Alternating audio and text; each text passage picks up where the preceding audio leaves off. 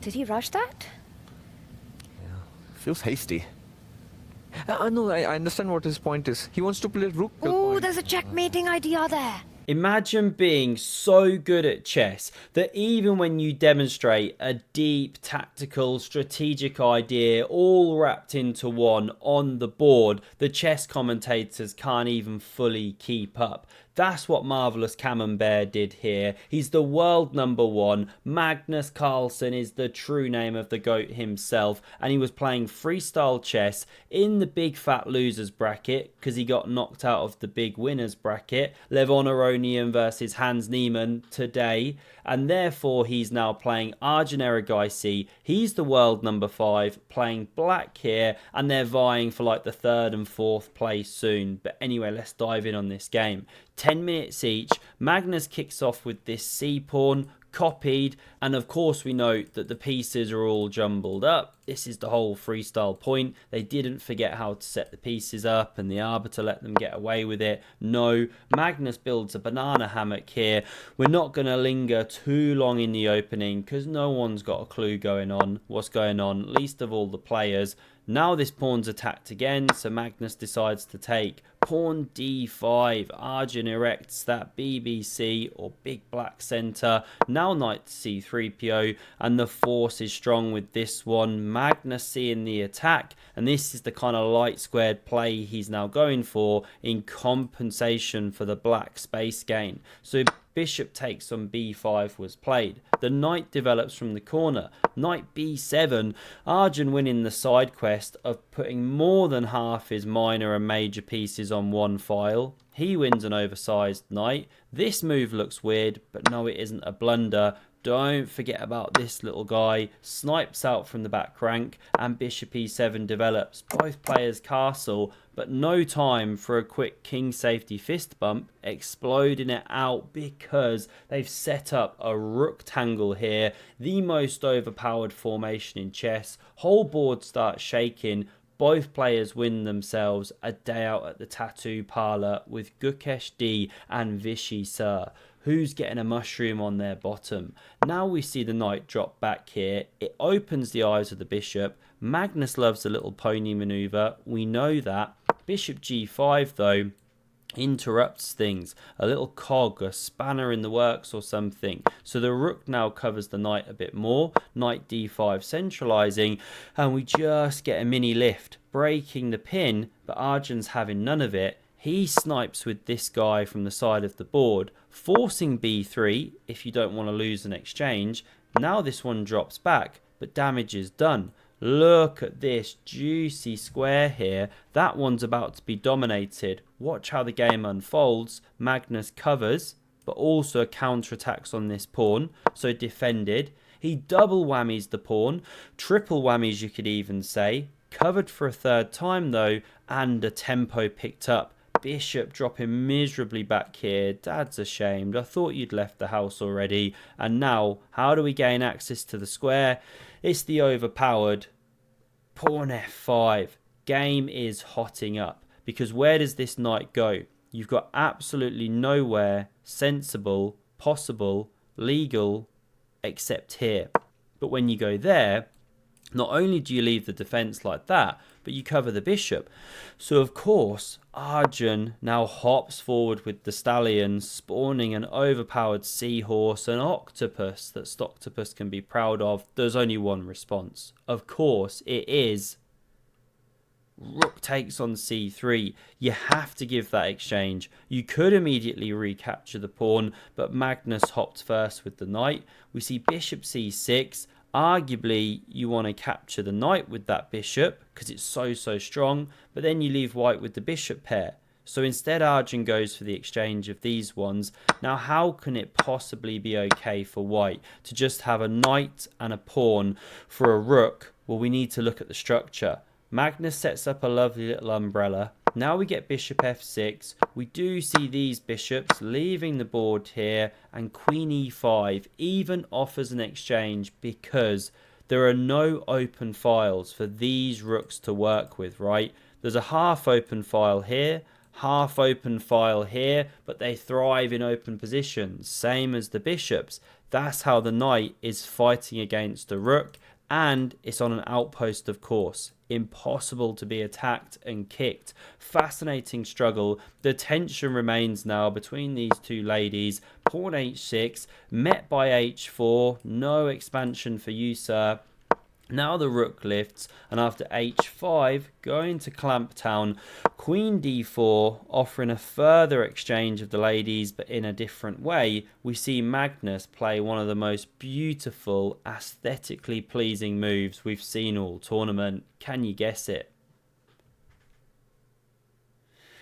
So the move he played before Arjun could get too comfortable was this little pawn push. Why is it so cool? Well, hang on. Free pawn, right? No siree. Then you just blundered your queen. Okay, fine. What if we take first, knight takes, and then take? Oh, wait. Now you're blundering a rook in two different ways. So this is the problem. You just can't do anything. You can't take. You can't take the queen in a good way. What to do? So Arjun does this. His best actually was a6 to control b5. But anyway, Magnus still could have gone a4, b5 and had a single passed pawn. This was how the game proceeded. The rook now drops back and a4. What else? Rook e7, a5, expanding. I mean, that is now an absolute stallion. Some kind of centaur that Fabi would be proud of, a sort of cousin of his, if you will. Now king f8 played, rook b2, not a blunder. This monster is holding it. So now we see the move of rook a8, a6. Now surely you go b6, right? But no, sadistic Magnus just clamps on everything. Arjun's truly paralysed. He goes for the queen exchange. Knight recaptures, but to what avail? Because now it lands on this dominant outpost square. And if you take, try and give back that exchange, well, the problem is you drop this pawn. And this is a one end game. Sometimes a pawn down, it's holdable. But here it's too advanced, too powerful. Plus you've got all this action going on. Active king, who knows how you might march in one day, right? Too many problems for black. So let's run back. We didn't see takes. We saw rook ac8. And now there is this slow motion plan to march in the white king. But not played. Magnus plays f4. It's just the start of him playing in this way that the commentators are kind of struggling to comprehend. Hang on, surely now you can take. Because this time, the rook's in pole position. No rook b7 or rook takes. But here you check. This is the key difference. Check. King goes somewhere. Doesn't matter which way. And you still get the same kind of variation. So still no rook takes on c6. Instead, king f7. But now the knight checks. King f6. Surely now you go for that epic king march, blockade the c-pawn, then bad things will start happening, right? A push, or the knight rounds it up one day, or whatever, right? Doesn't look right. But no, Magnus plays pawn b6. And this is the moment the commentators are like, hang on, is he making a mess of this? Did he rush that? Yeah, feels hasty. No, I understand what his point is. He wants to play rook b7. There's a tactical point. Oh, there's a checkmating idea there. Because after this and rook a8, that pawn on the a file is now looking as tender as a chicken fillet. Surely it's going to drop off the board. Magnus just plays king f3 and it's like, whoa. What happens if you double rooks? This was not played. You're losing the game. Why? There's a beautiful mating net. Can you find the move? It's rook b7. And if you take the pawn, which you were threatening to do, this is mate in one. The king so awkwardly placed. If you take the rook here, pawn recaptures. You go in through, so here, right? But then check. You go to Forktown, population Arjun. That is game over. Pawn goes through. Lovely little barrier. Lost anyway, even if the pawn wasn't going through. You're a knight ahead.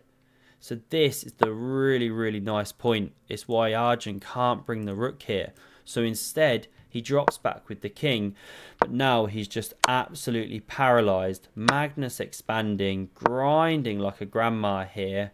And in just a moment, he plays this very cool knight c6 idea. Why can't you do it right here, right now, without the pawn on e4?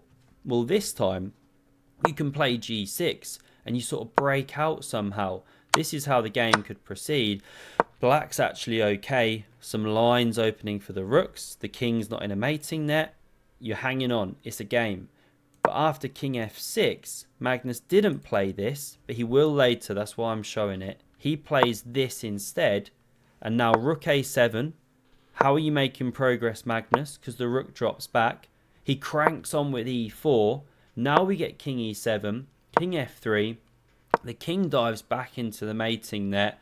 And this is the moment that Magnus goes for knight to c6. Now hang on. A minute ago you could play g6 and break out. This is what had me so confused. But here there's this stunning line that again starts with rook b7. And if you take the free knight which is offered, wasn't that a crucial part of forming the mating net? Well, this time you push the pawn.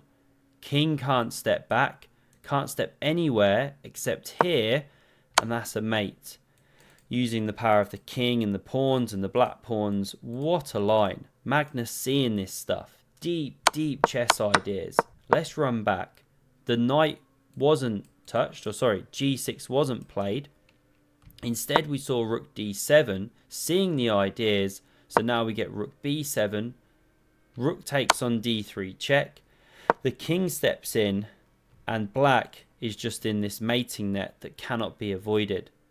This is on the way, check, and mate. What to do? There is just absolutely nothing. e5 is the last desperate attempt, but anyway you take with check. Resigns was played here or offered here, because the only move is king e6, and this would shut the trap. What a stunning mate that would have been if Arjun had played it out. This the final position. Absolutely loved this game. Hope you did too, and have a look at the video on screen if you want to see another epic game of chess from Magnus Carlsen, where he had the chess commentators baffled. Hope you enjoyed, and see you soon. Cheers.